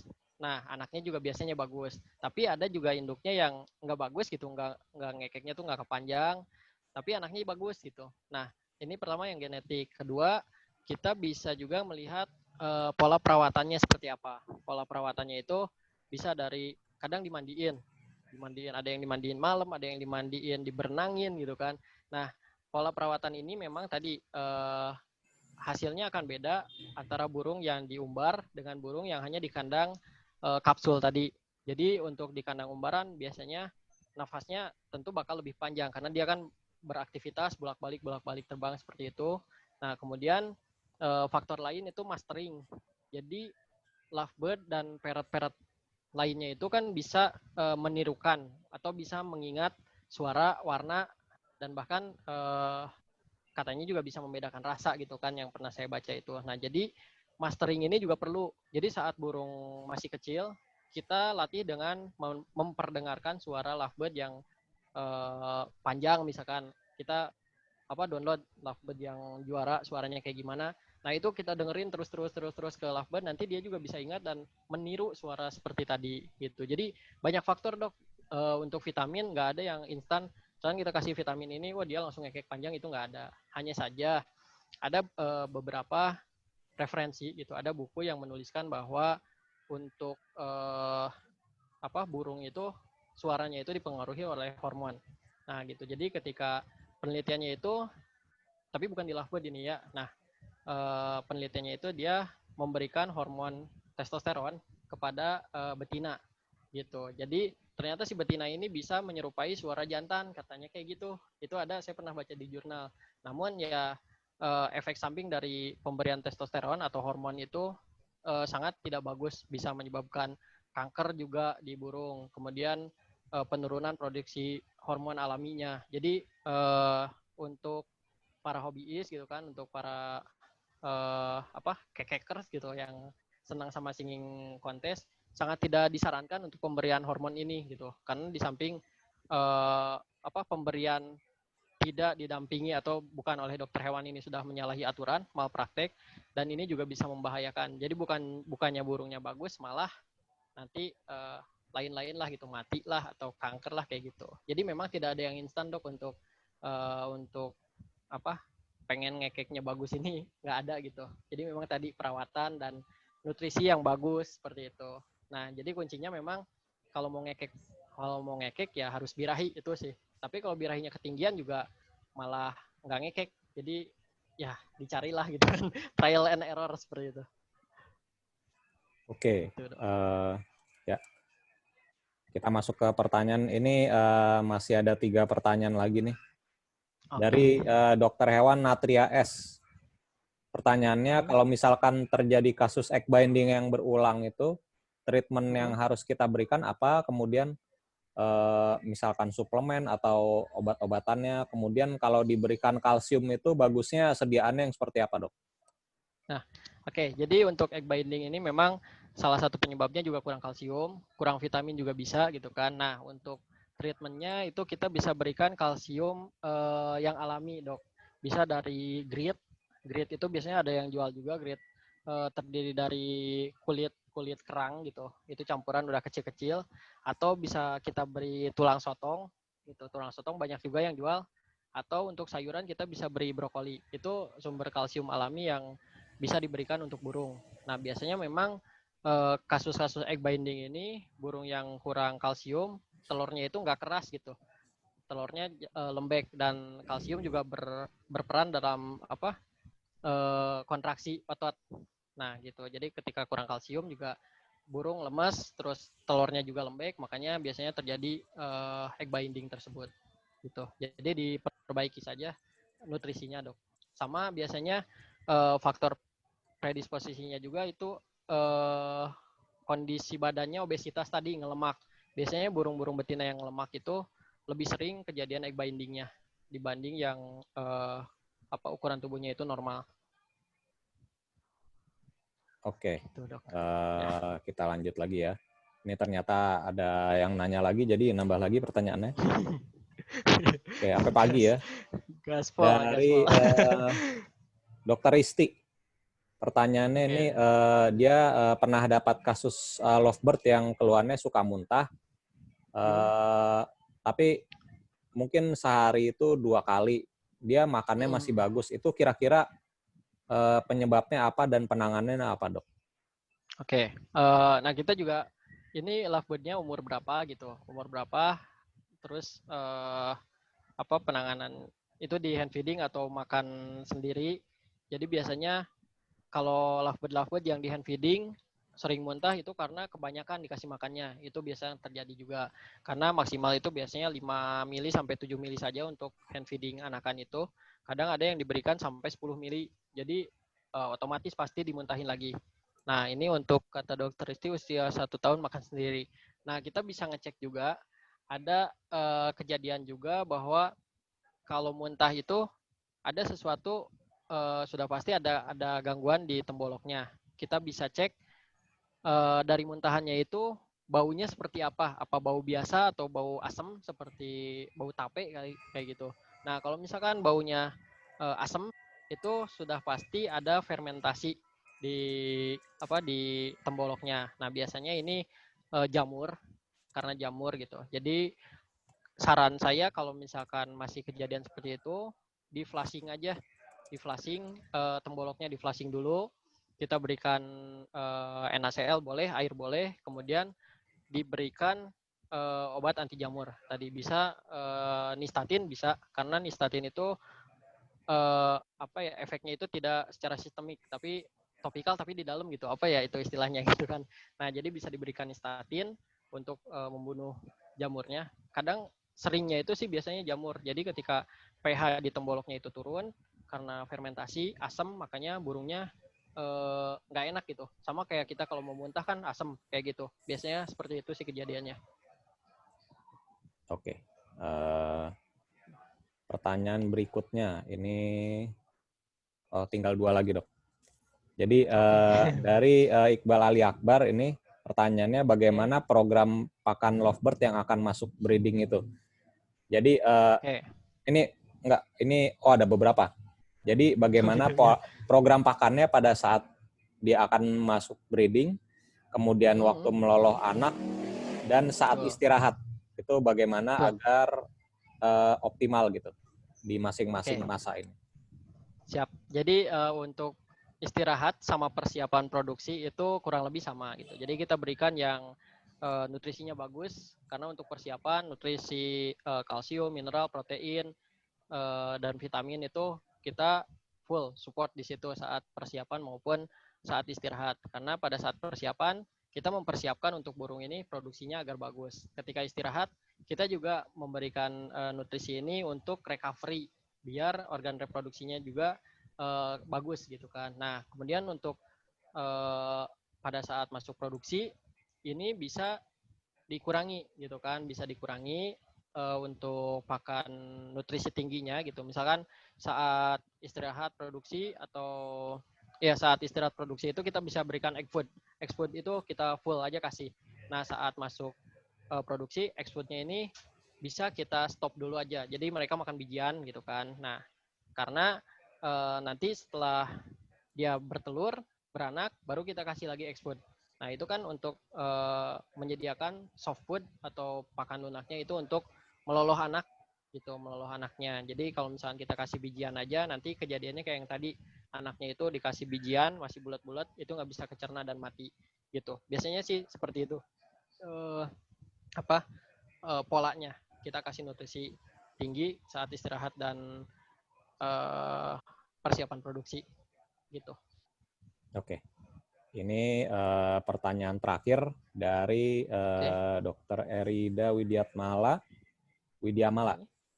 Ini seberapa besar pengaruh dari pakan biji-bijian yang berjamur itu kepada kesehatan lovebird, Dok?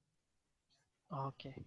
Ya, jadi kadang pernah juga misalkan kita nyimpen bijian itu sembarangan, misalkan di tempat lembab, itu kan tumbuh jamur. Nah, ini juga sangat berpengaruh karena untuk kasus-kasus seperti infeksi jamur, misalkan di anak atau di indukan ada crop statis itu yang pakan di tembolok itu nggak turun. Jadi diem aja, dia berhenti, gerakan peristaltik di tembolokan juga berhenti. Nah, itu bisa karena jamur juga, karena pas masuk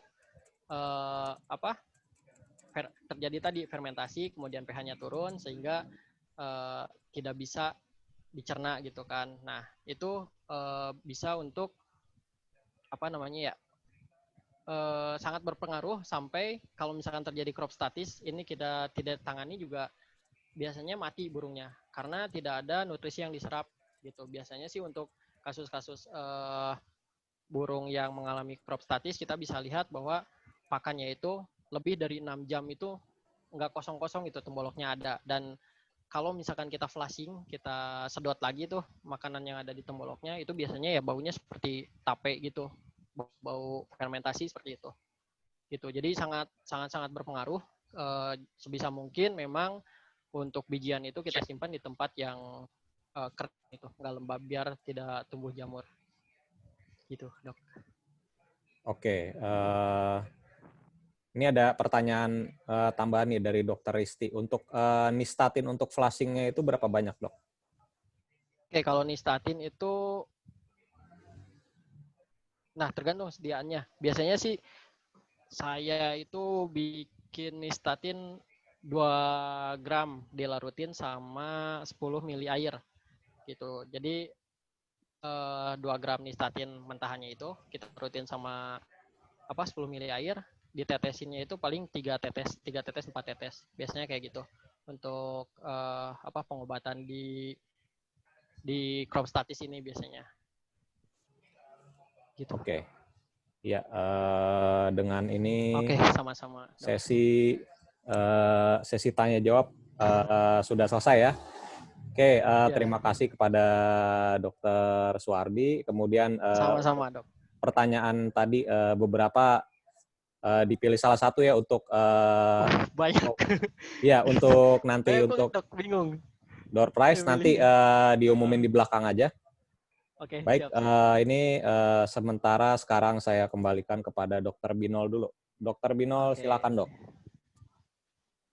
Oke, thank you Dr. Dermawan Saputra yang telah melihat sesi diskusi. Nah, untuk pemenang door prize-nya, tadi yang kira-kira pertanyaannya paling nyangkut, paling menarik, yang mana Dr. Suwardi? Tentang dok, apa?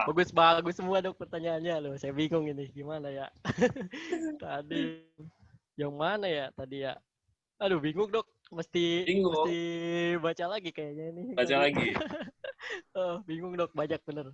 Nanti mungkin nanti di belakang aja kali ya. Boleh, harus sekarang kan online sekarang. Yang paling nyantol sih tadi yang kedua dok, pertanyaan kedua tuh yang siapa ya kedua tentang ya? Apa? Tentang apa? Aduh tadi lupa saya dok. Coba di scroll up. Faktor yang menyebabkan burung susah bertelur. Faktor yang menyebabkan burung susah. Iya, yang saya jawabnya panjang itu, ya itu kayaknya. Itu memang itu. Yang faktor burung susah bertelur itu. Oke. Itu sih menurut saya bagus. Karena faktornya kan banyak. Bisa sharing ilmu juga sama yang lain gitu. Oke, Dr. Ika Prihantini ya. Iya. Betul, Dok Putra? Betul, Dr. Ika. Oke, selamat. Ya, selamat Dr. Ika Prihantini. Selamat, Dok. Oke, nanti bisa langsung chat ke Dr. B ya. Nah.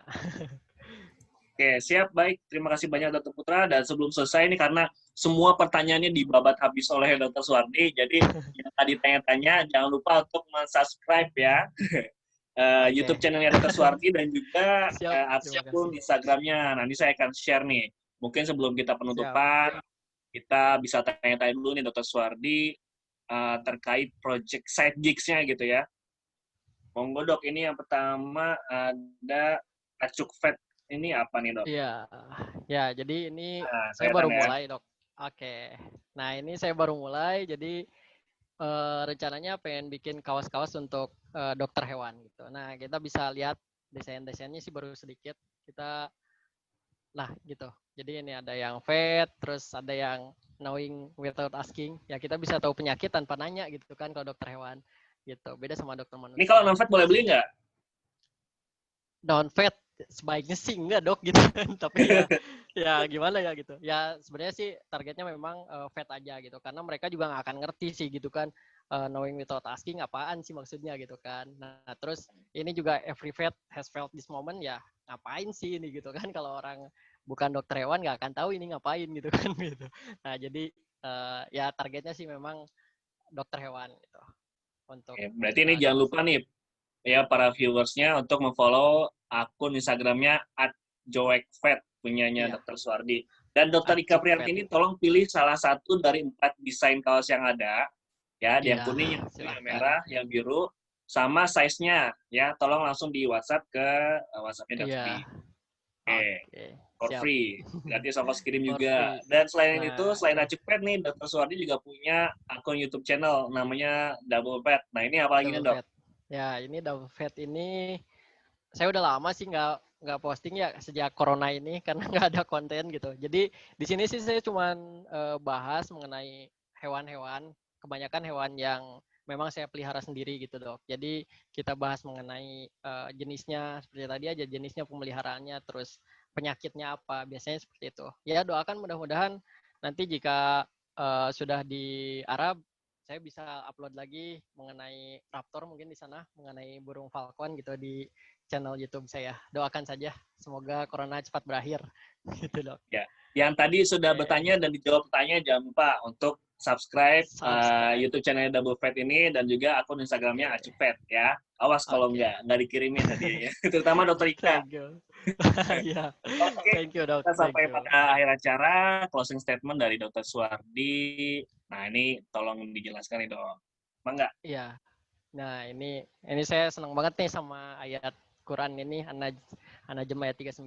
Jadi artinya seseorang itu nggak akan mendapatkan selain apa yang dia usahakannya gitu. Jadi walaupun kita takdir gitu ya, nasib, kita mah takdirnya udah kayak gini ya, nggak gitu juga sebenarnya gitu. Walaupun takdir sudah ditentukan, tapi apa yang kita usahain itu ya hasilnya itu tidak akan mengkhianati prosesnya. Jadi tetap semangat aja gitu untuk berikhtiar.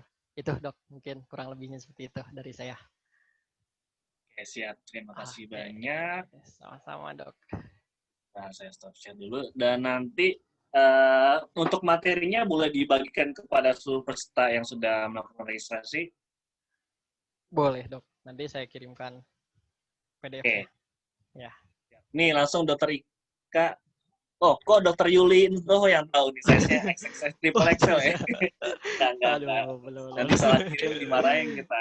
Ya. Iya. Baik, terima kasih Dokter Hewan Suwardi Hidayat, our parrots and raptors veterinarian, dan nanti kalau mungkin sudah kembali ke Arab, sudah mendapatkan ilmu tentang falcon yang lebih banyak lagi, kita tunggu untuk mau berbagi sedekah ilmunya tentang raptors di sana untuk kita di sini gitu ya. Dan semoga ilmu yang telah diberikan bisa berkah ya Dok ya. Amin. Amin. Ya Rabbal Alamin. Baik-baik semua, dan jangan lupa untuk minggu depan karena long weekend juga. Jadi kita di skip dulu nih karena panitia Dr. B-nya, Dr. Putra, Dr. Abdi, dan saya mau liburan juga gitu ya. Jadi belum bisa menampilkan untuk yang minggu depan, tapi di minggu depannya lagi kita sudah punya materi. Ini saya share temanya seperti yang ada di introduction slides tadi. Ya, ada Pets Emergency Room. Ini Dr. Andita Septiandini di tanggal 23 Agustus, dan juga yang hadir sama kita hari ini ada Dr. Rio Aditya ya, yang akan siap tampil tapi di tanggal 29 Agustusnya. Dr. Rio bisa bergabung, Dr. Rio? Bisa nggak? Dr. Putra masih ada? Boleh tolong dicek? Dr. Rio Aditya, tadi ada namanya. Oke, jadi yang kita biasanya hari Minggu untuk Dr. Rio tentang psychology and behavior yang terkait dengan kedokteran hewan, kan ditampilkan hari Sabtunya ya Dok ya. Jadi malam Minggunya. Bisa Dok Putra?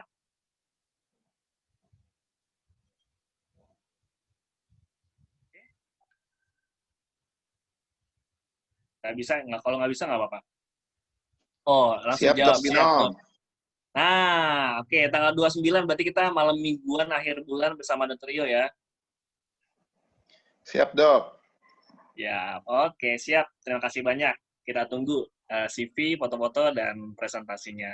Baik, untuk semuanya, kolega dokter hewan maupun yang viewers secara umum, materi yang telah melakukan registrasi melalui link bit.ly kami, Dr. B Show 7, nanti akan kami kirimkan sambil menunggu bentuk PowerPoint yang berupa PDF dari Dr. Suwardi, dan nanti akan kami kirimkan link-nya, gitu ya, mungkin dalam 1, 2, 3 hari ke depan.